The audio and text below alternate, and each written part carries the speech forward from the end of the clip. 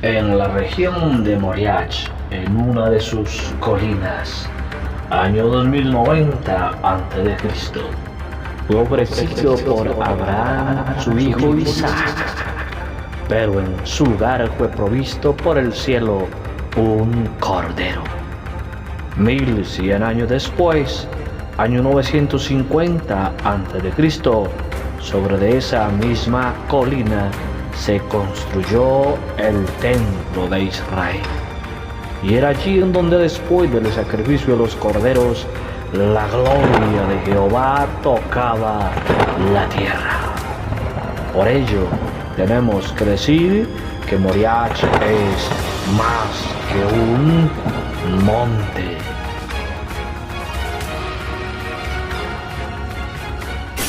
Acompáñanos en este nuevo y fascinante estudio de la eterna Palabra de Dios. Esto es Texto por Texto, Moriach, mucho más que un monte. Bendiciones, esto es Texto por Texto y un nuevo estudio de la Palabra de Dios. Bueno, como ya lo habíamos prometido, íbamos a empezar un nuevo estudio en esto que se llama Texto por Texto. En la entrega pasada, en dos partes, entregamos el estudio de la epístola del apóstol Judas. Desde el verso 1 hasta el verso 25 aprendimos cantidad de cosas en esa maravillosa epístola del apóstol Judas. Bueno, he tenido el sentir de abordar un tema totalmente diferente a lo que se trató, a lo que vimos con el apóstol Judas.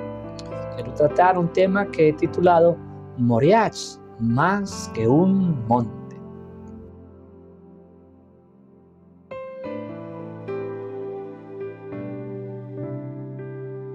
Y lo vamos a subdividir en varios temas.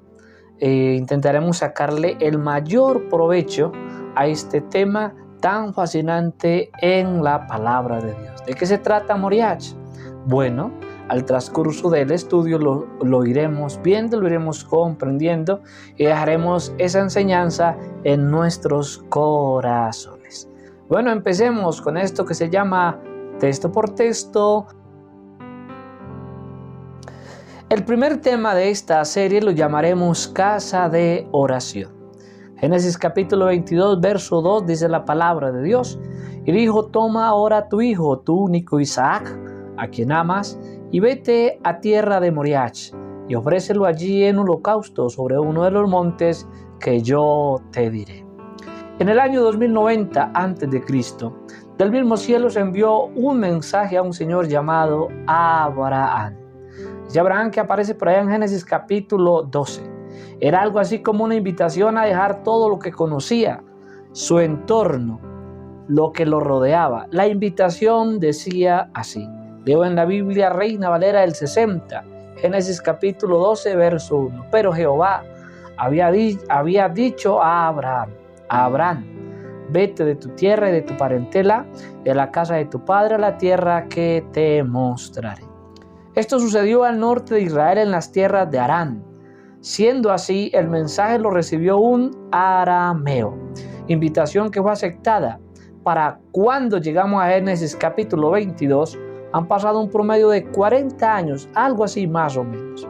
Y la familia de este arameo suma 2 hijos. Uno de estos chicos sería conocido como el hijo de la promesa, otro como el hijo de la esclava. Ambos cuentan ya con un promedio de entre 14 a 16 años. Génesis 22:2 dice la palabra de Dios, y dijo, toma ahora tu hijo, tu único Isaac, a quien amas, y vete a tierra de Moriach. Vamos a escuchar mucho este nombre, Moriach. Y vete a tierra de Moriach, y ofrécelo allí en holocausto, sobre uno de los montes que yo te diré. La petición del cielo es clara. Era a quien él amaba. Era Isaac, su único, su hijo. El lugar sería un monte en la tierra de Moriach. 3 días después, nos encontramos a ese pequeño atado sobre la leña del altar allí en Moriach, donde se le dijo que fuera a esa tierra. Y justo cuando iba a hacer el sacrificio, el cielo intervino nuevamente con una petición. Esta vez la petición fue: no le hagas ningún daño al muchacho. Y fue allí en donde el cielo se proveyó un cordero que suplió el lugar del muchacho. Desde ese día pasarían un promedio de 1080 años, en los cuales la descendencia de ese que fue pedido en sacrificio, pero fue sustituido, ha crecido al punto de ser una nación tal y como lo dijeron desde el cielo a el padre de ese chico. El nombre de esa nación es Israel, que fue el nombre del segundo hijo que le nació a ese Isaac, nombre que fue cambiado por Dios en lugar de Jacob. Para esta fecha, el nombre de ese rey, de esa nación que salió del lomo de Abraham, es David. Esto está ocurriendo en el año 980 a.C. Y es este David quien decide hacer algo que del cielo no aprobaron. Y le es enviado un mensaje desde ese cielo a este David. El mensaje era esto. Segunda de Samuel 24:13. Vino pues Gad a David y se lo hizo saber y le dijo: ¿quieres que te vengan 7 años de hambre en tu tierra? ¿O que huyas 3 meses delante de tus enemigos y que ellos te persigan? ¿O que 3 días haya peste en tu tierra? Piénsalo ahora y mira que responderé al que me ha enviado. Este texto es un tanto fuerte, diría yo. El que trajo la razón es un ser celestial, un ángel, uno de esos que vienen desde el cielo. Y ese que trae la razón exige que se le dé una respuesta para él saber qué le responde o qué respuesta llevar a aquel que lo envió. Maravilloso. Esta sentencia se dio porque ese David quiso censar al pueblo del cual se había dicho que serían como las estrellas o como las arenas del mar. Bueno, el texto sagrado nos dice que este David escogió las plagas enviadas por Jehová Dios, aludiendo que ese Dios tiene misericordia. Y no se equivocó, porque después de 70,000 muertes, el ángel que estaba ejecutando dicha sentencia recibió orden de detenerse. Ven, la tierra, sobre la tierra gobierna el cielo. Bien dijo un rey que para nada tenía tinte cristiano, Nabucodonosor. Él es el que reina sobre el gobierno de los hombres, quita y pone reyes. Y acá esa orden le es dada al ángel, así como se le da al ángel la orden de ejecutar el juicio que escogió David, la sentencia que escogió David, se le da la orden de que pare, de que se detenga, de detenerse en el lugar en donde hacía 1080 años el cielo había provisto un cordero sustituto. Quiero que mire esta paradoja, diría yo, o esta línea de tiempo. Hacía 1080 años, en ese Moriach, el fundador o el padre de la nación de Israel había amarrado su hijo Isaac y lo iba a sacrificar al Dios que se lo pidió. Bueno, ahí en ese monte Moriah, Dios envió un sustituyó a Isaac, envió un cordero. Ahora el ángel está exactamente en el mismo lugar, en el monte Moriah, y recibe una orden desde el cielo que se detenga ahí en ese mismo lugar. Tremendo esto, ¿verdad? Por eso es importante el monte Moriah. En otras palabras, se usó de misericordia allí en el monte Moriah, pero de una manera increíble para cuando Salomón construye el templo que nació en el corazón de David. Ese templo es edificado allí en el mismo monte en donde se detuvo el ángel de Jehová y no siguió su juicio, lugar en donde el cielo proveyó cordero como sustituto de Isaac. Es el escritor del libro de Crónicas en su capítulo 3, en el verso 1, que dice: comenzó Salomón a edificar la casa de Jehová en Jerusalén, en el monte Moriah, que había sido mostrado a David su padre. en el lugar que David había preparado en la era de Ornán Jebuseo. A partir de allí, por espacio de 980 años, después de que el templo es levantado, ese fue el único lugar sobre toda la faz de la tierra, no solamente de Israel y de sus lugares aledaños. Fue el único lugar de sobre toda la faz de la tierra en donde se podía llevar una ofrenda, especialmente un cordero. Y al derramar su sangre, los pecados de quien llevaba la ofrenda eran cubiertos por la sangre de ese sustituto. O sea, del cielo otorgaban misericordia por ese sustituto. Un inocente moría en lugar de un culpable. Eso sucedía en ese lugar, en el monte Moriah. Sucedió en el año 2090. Se proveyó un cordero en lugar de Isaac. En el año 980 el ángel se detuvo de la destrucción que venía causándole a Israel y se usó de misericordia. Salomón edifica ese templo y a partir de esa edificación de ese templo, entonces es el único lugar sobre la faz de la tierra, sobre el globo terráqueo, sobre el cual se lleva un sacrificio y ese sacrificio es aceptado en el mismo cielo.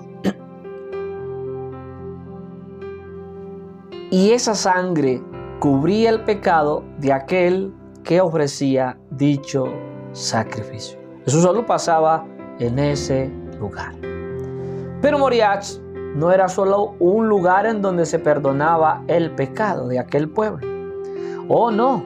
Era también el lugar en donde el mismo cielo se abría y la gloria del que es suficiente para ser Dios, porque nuestro Dios es suficiente para ser Dios, visitaba la tierra. Podemos decir que de cuando en cuando, de tiempo en tiempo, el cielo se abría y la gloria del que es suficiente para ser Dios visitaba la tierra. Era un tiempo en donde el creador del universo decidía poner su misma gloria allí, en ese lugar. Segundo libro de Crónicas, capítulo 7, versos 1, 2 en adelante, dice: cuando Salomón acabó de orar. Siempre que el cielo ha tocado la tierra, ha estado involucrado con ello alguien haciendo uso de la oración. De hecho, ese templo fue ideado para que ese pueblo a quien se le dio lo usara para ello. No era solamente para llevar sacrificios que cubrían su pecado, era también para que fueran y hicieran uso de la oración. En otras palabras, eso era una casa de oración. Bueno, del cielo estimaron que para eso fuera esa casa. Así la conocían del cielo. Así la veía Dios, así la consideraba Dios, que era una casa de oración. Para cuando el que es Dios se hizo carne, esa fue una de las cosas que Él les reprochó. En Mateo capítulo 21, verso 13 dice: y les dijo, escrito está, mi casa, casa de oración será llamada. O sea, el propósito de esa edificación era ese, que desde él se hiciera oración, que hubiese allí gente orando. No sé qué tiene la oración, pero es un acto que hace que el cielo se volque o se vuelque sobre la tierra. Después de una oración hecha por un hombre, el cielo se ha mostrado. Y es un apóstol quien nos lo recuerda. Santiago capítulo 5, verso 17 dice: Elías, haciendo mención de Elías, el profeta de fuego. Elías, y no dice él, era un hombre que el cielo le obedecía. Era un hombre que hablaba y el fuego caía. No dice él, Elías era un hombre sujeto a pasiones semejantes a las nuestras, a sus pasiones y a mis pasiones. Y dice, y él simplemente, dice, y oró fervientemente. Él simplemente hervía, así podemos traducirlo, a la hora de hablar con el cielo. para que no lloviese, continúa diciendo el texto. O sea, tenía una petición definida. Elías sabía hacer uso de la oración, sabía ponerle ánimo, fervor a esa oración, hervía orando, pero tenía una petición definida para que no lloviese. Y dice el texto, y no llovió sobre la tierra por 3 años y 6 meses. Y su petición fue aceptada por el cielo. Entonces el cielo aportó los recursos necesarios para que ello fuera una realidad. Y es ello lo que Jesús reclama a la nación. Es ello lo que Jesús le increpa a la nación. Es ello lo que el texto, continúa diciendo el texto de Mateo, dice, mas vosotros la habéis hecho, ¿qué? ¿Cueva de qué? Cueva de ladrones.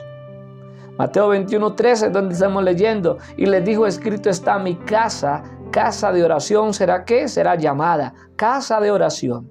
El uso de la casa que se construyó sobre el monte, sobre la colina de Moriah, en donde el ángel se detuvo, en donde se proveyó un cordero para suplir o sustituir a Isaac. Esa casa que edificó Salomón, el cielo decretó, designó que fuera llamada casa de oración.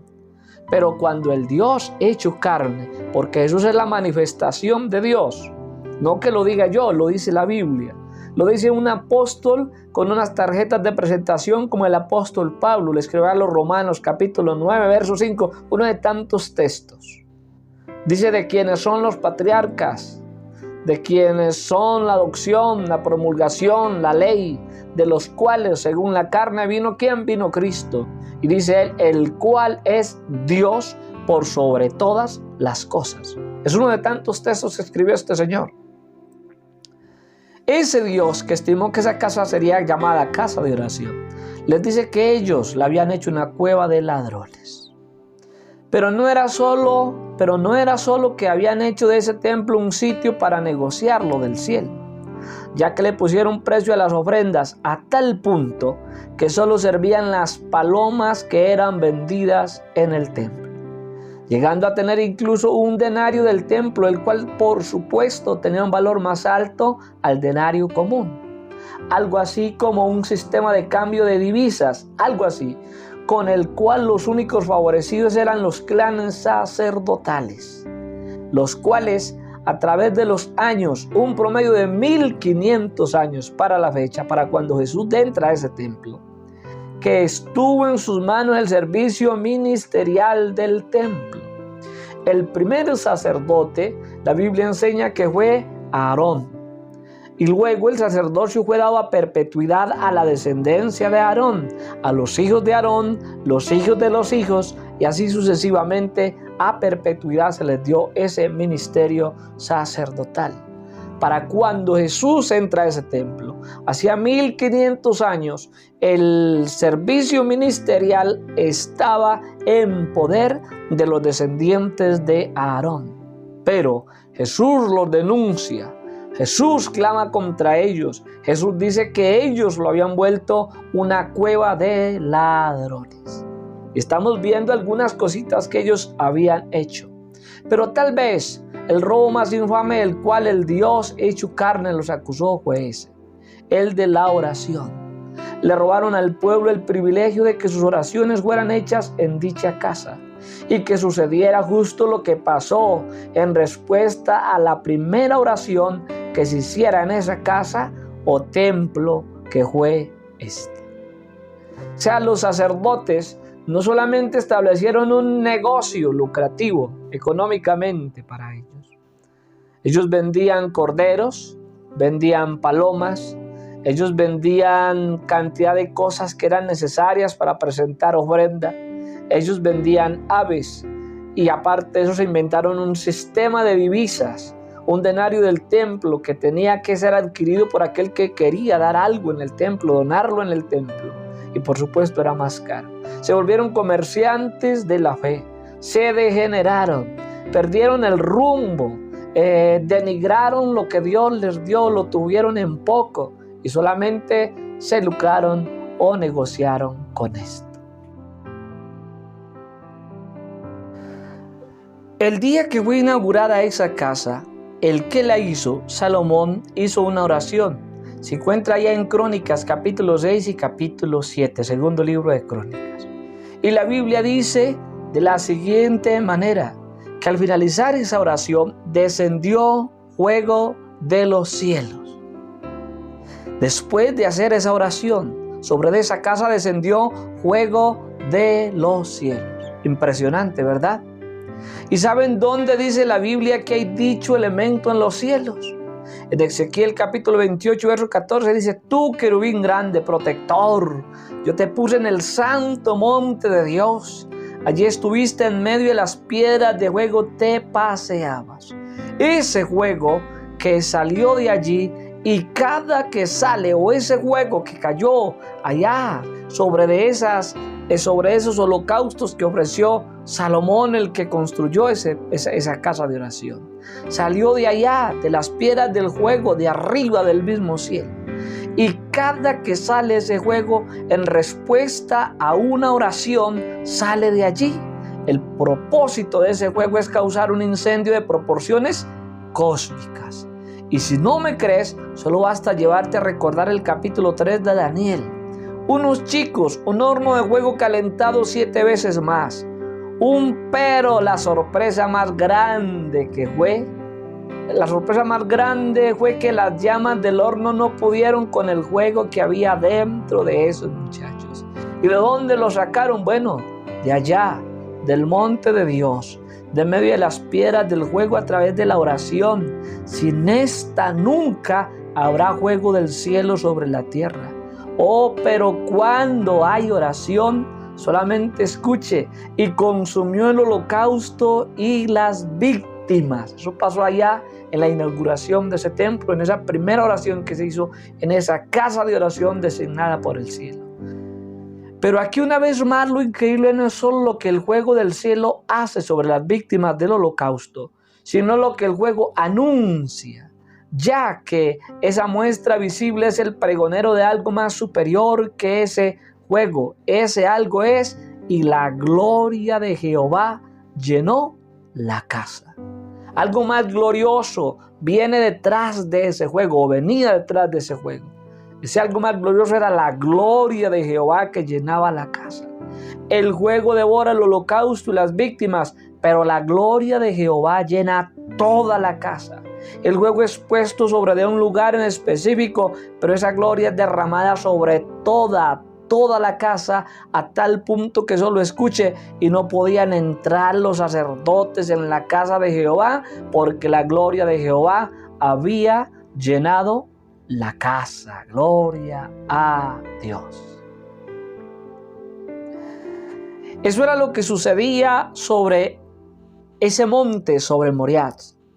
Eso fue lo que sucedió desde el principio, donde se estableció esa casa que fue determinada por el cielo como casa de oración, sobre la cual descendía la gloria de Dios, sobre la cual descendía un fuego que lamía el holocausto, que consumía todo lo que llevaban, pero lo más glorioso era lo que venía detrás del fuego, la gloria de Jehová que llenaba toda la casa e impactaba el pueblo. Bueno, eso estuvo sucediendo sobre ese lugar por un espacio, lo dijimos ahora, por un espacio de 1010 años, un espacio más o menos así. 1010 años sucediendo esto. Pero cuando Jesús, el Dios hecho carne, llega a la tierra, le recrimina porque habían cambiado el objetivo para el cual fue diseñada aquella casa. Ese Moriah parece un reloj, parecen las manecillas de un reloj profético.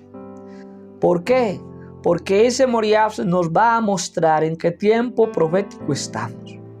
Porque ese Moriah nos va a mostrar que eso que se dio allá, que dejó de darse después del año 33 en el que Cristo murió, cuando se rompió el velo del templo de arriba a abajo. Y no volvió a suceder eso. En el año 70 fue destruido ese templo. Y a partir de ahí hasta la fecha eso no ha sucedido. Pero la Biblia dice que va a volver a suceder. Y creo que está más cercano ese día. ¿Sabe por qué? Porque por 19 siglos esa nación estuvo desaparecida en medio de las naciones. Pero en el 1948 de nuestra época, de nuestra era, esa nación volvió a resurgir. Y para el 68, en escasos 60 años, esa nación resurgió del polvo, de las cenizas del desierto. Y hoy es reconocida por todos. Yo diría que eso nos alerta. Pero ese tema es fascinante. Moriach es mucho más que un monte. Le garantizo, sobre ese monte se volverán a ofrecer holocaustos y sacrificios por el pecado, y sobre ese monte se volverá a hacer oración. Será nuevamente casa de oración. Acompáñanos en esta entrega de esto que se llama Texto por Texto. Moriach, mucho más que un monte. La próxima entrega trataremos el tema piedra sobre piedra. ¿Quisiera acompañarnos? Bendiciones. Texto por texto. Una presentación de El Predicador.